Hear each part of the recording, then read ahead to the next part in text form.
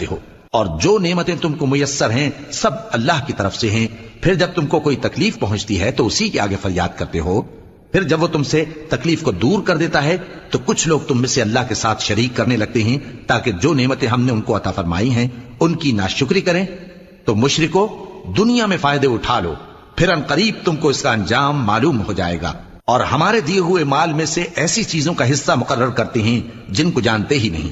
کافرو، اللہ کی قسم کہ جو تم جھوٹ باندھا کرتے ہو اس کی تم سے ضرور پرسش ہوگی۔ اور یہ لوگ اللہ کے لیے تو بیٹیاں تجویز کرتے ہیں، وہ پاک ہے، اور اپنے لیے بیٹے جو مرغوب دل پسند ہیں، اور جب ان میں سے کسی کو بیٹی کے پیدا ہونے کی خبر ملتی ہے تو اس کا منہ غم کے سبب کالا پڑ جاتا ہے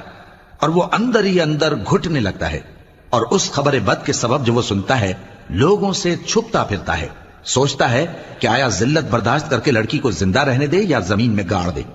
دیکھو